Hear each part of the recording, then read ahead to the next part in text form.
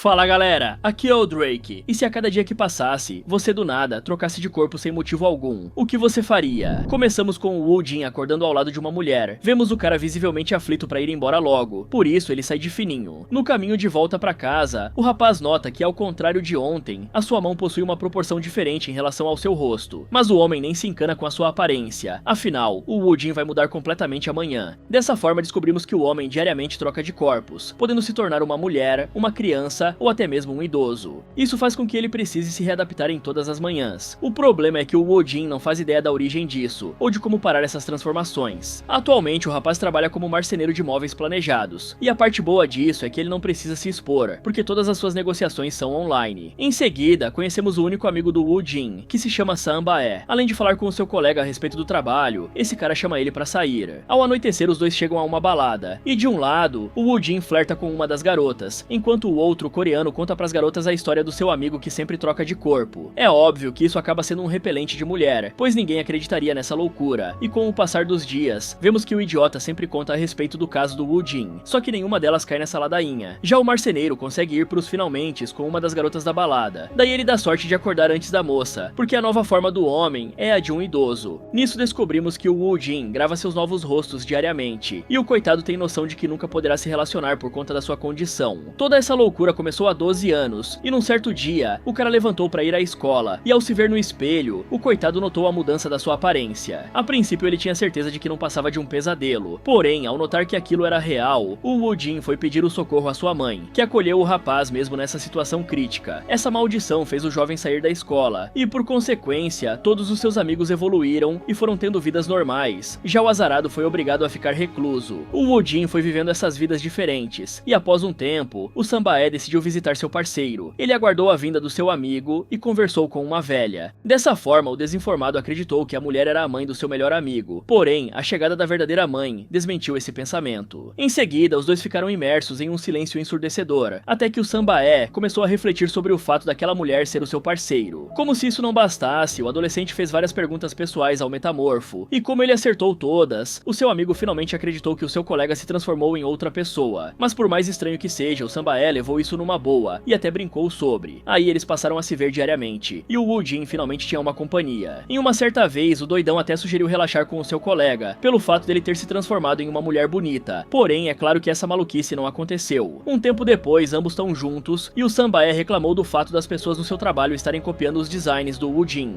Nessa hora, os dois acabaram tendo a ideia de começar uma empresa de móveis juntos. Uma curiosidade rápida é que esse filme é baseado em uma minissérie americana do mesmo nome, e praticamente mesma história, mas a desse resumo é uma versão readaptada para os moldes de produção coreana, obviamente. Voltando pro filme, o Woo Jin se encontra com o Sang-baek, e os dois conversam sobre os próximos projetos, e quando o rapaz sugere a ideia de um móvel, o metamorfo apenas nega, e manda seu colega cuidar só das vendas. Na sequência, o marceneiro vai a uma loja de móveis, onde ele analisa o local e acaba vendo a Hong atendendo a alguns clientes. Então ele decide pedir auxílio pra garota, pois o Woo Jin precisa de uma cadeira, e conforme os dois conversam sobre a necessidade dele, a moça decide chutar a profissão do homem. Assim a malandra logo acerta ao dizer que o seu cliente trabalha com a construção de móveis, já que o marceneiro sempre vai lá para comprar equipamentos. Depois dessa conclusão, a Hong sem querer sugere que o Woo Jin encomende um móvel justamente no site da empresa dele, mas ela não sabe que tá falando com o dono de lá. Após ser atendido, o metamorfo se questiona como nunca viu ela antes, mesmo frequentando essa loja. Dessa maneira, o Woo Jin desenvolve um interesse pela vendedora e simplesmente se beneficia dos seus poderes para visitar a loja diariamente. O cara nota que a moça sempre atende educadamente, independentemente da aparência dele. Só que o coitado lembra que a sua condição impede qualquer tipo de intimidade com a mulher. Porém, mesmo sabendo disso, o Woo Jin torce pra acordar com uma boa aparência pra poder abordar a garota. Ele dá a sorte de se transformar em um cara boa pinta, e a primeira coisa que o espertinho faz é ir até a loja da Hong. Chegando lá, o homem faz questão de ser atendido pela mulher, e um tempo depois, vemos os dois colocando a compra dele dentro do carro. Nessa hora, o Woo Jin toma coragem e chama a morena pra jantar. No começo, ela resiste a esse convite, mas a insistência dele acaba vencendo a vendedora pelo cansaço.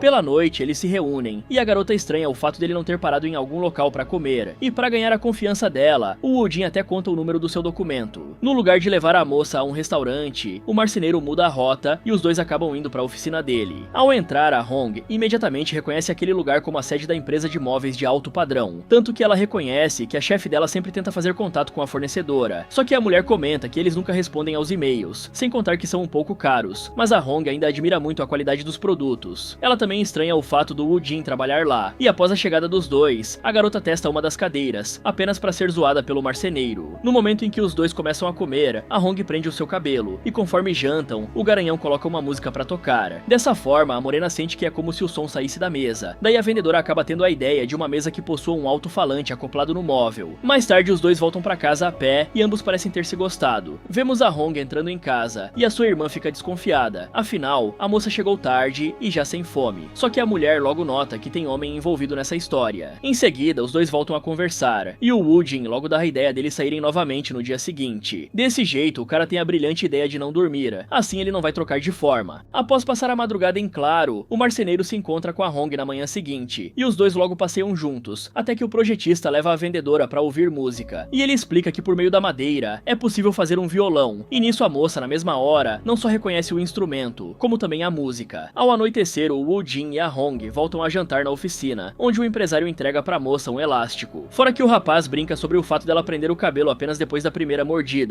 e conforme comem, a vendedora fica de queixo caído ao descobrir que o cara é o projetista dessa oficina. A questão é que o encontro deles é interrompido no momento em que o Sambaé aparece do nada. O casal fica escondido observando o sócio do Woo Jin, que não só reclama do fato do seu parceiro ter deixado a comida na mesa, como também imagina como seria relaxar em cima de uma das cadeiras de balanço. Aí, o coitado rouba parte da janta dos dois e vai embora, o que permite que ambos voltem pro encontro, e conforme a noite passa, o Woo Jin faz o possível para ficar acordado. Inclusive no passeio do dia seguinte, o rapaz leva a Hong à loja da mãe dele, mas ele apenas diz que tá ali por ser um lugar que tranquiliza a sua mente. Quando os dois estão no final do encontro, a própria morena reconhece que seu amigo parece extremamente exausto, porém ele não dá muita bola pra isso, e vai direto ao ponto ao convidar ela para jantar novamente no dia seguinte. A questão é que a Hong precisará voltar para casa mais cedo. Assim, os dois se despedem, mas o Woo Jin rapidamente para o ônibus para falar com ela novamente. Como ele não quer perder essa chance, o marceneiro chama a vendedora para tomar café da manhã no dia seguinte, e ao chegarem na casa dela, os dois parecem meio sem graça, até que o malandro toma a frente e finalmente dá um beijo na menina, que não recusa a investida dele, e depois dela mandar uma mensagem pro seu ficante, a Hong conversa com a sua irmã mais velha. Nessa hora, a mulher entrega pra moça uma camisinha, mas a morena obviamente nega, por ainda não ser o momento deles relaxarem. Essa resposta faz a familiar dela garantir que cedo ou tarde os dois vão se gostar tanto que acabará rolando, e vemos que a Hong fala tanto sobre o Woo Jin que a sua irmã acaba pegando no sono. O problema é que tudo piora quando horas se passam, e o marceneiro pegou no sono bem no metrô, o que acabou forçando ele a mudar de aparência. Desse jeito, o coitado foi até o ponto de ônibus para observar a Hong, que até tenta entrar em contato com o seu ficante, apenas para levar um vácuo e ser obrigada a voltar pro trabalho. Aí o que resta pro Woo Jin é apenas mandar uma desculpa esfarrapada pra coitada, que não para de pensar nele durante o trabalho. Com isso, o empresário tem a ideia de ir comprar um móvel no lugar apenas para ver a sua amada, só que como ele não fez contato, a garota manda uma mensagem querendo saber a respeito do seu ficante. O Woo Jin reconhece que não pode simplesmente deixar a garota no vácuo. Desse jeito, ele tem a ideia de projetar a mesa com alto-falante acoplado, especialmente para a loja em que a Hong trabalha. Com o passar do tempo, a morena começa a treinar os novos funcionários da sua loja, até que ela nota uma novata bem habilidosa. Porém, é nítido que a garota fica desconfortável ao conversar com a vendedora, tanto que as duas conversam a sós depois, e essa menina, que é o Woo Jin, tenta se confessar pra Hong. O problema é que o papo é interrompido quando a treinadora é chamada por uma colega. Mais tarde, o metamorfo vai conversar com a sua ficante, e mesmo sem jeito, ele toma coragem pra convidar a mulher pra sair, e ele afirma que quer conversar a respeito do Woo Jin. Assim, os dois vão pra casa do marceneiro. Chegando lá, a Hong estranha a presença dos móveis de madeira feitos pelo seu ficante, e quando o coitado tenta se explicar, a morena decide ir embora por estar receosa, mas ela decide ficar no momento em que a novata na sua loja confessa ser o Woo Jin. Ele aproveita essa brecha para mostrar os seus relatos gravados após trocar de corpo. A questão é que a Hong não consegue digerir muito bem essas informações, e desacredita que o Woo Jin se transforma em outras pessoas diariamente. Então, ela decide ir embora. Esse choque faz com que o projetista reflita que o olhar de descrença dela é igual ao da sua mãe, ao do seu amigo, e até mesmo ao dele quando descobriram a condição do Woo Jin. Uma curiosidade rápida é que, ao todo, apareceram 123 Woo Jin ao longo do filme, mas se a gente levar em conta que ele já troca de forma há 12 anos, o coitado já teve 4.338 corpos diferentes. Voltando pro filme, de um lado vemos que o coitado foi ficando cada vez mais desolado com o passar dos dias, já a sua amada continuou com essa situação na cabeça, tanto que ela questiona a sua irmã se as pessoas podem se transformar. Nesse momento a mulher garante que sim, e usa os famosos para provar seu ponto, já que as celebridades sempre aparecem com estilos diferentes, ou modificações no próprio corpo. Elas também conversam sobre o Woo Jin, e a moça questiona a Hong a respeito da relação com o seu ficante. Porém, a morena não sabe muito bem o que responder. O que prova a confusão mental dela é que a garota mal consegue dormir, e o fato da mesa com alto-falante estar sendo usada em seu trabalho só faz a vendedora ficar relembrando dos seus momentos com o Woo Jin.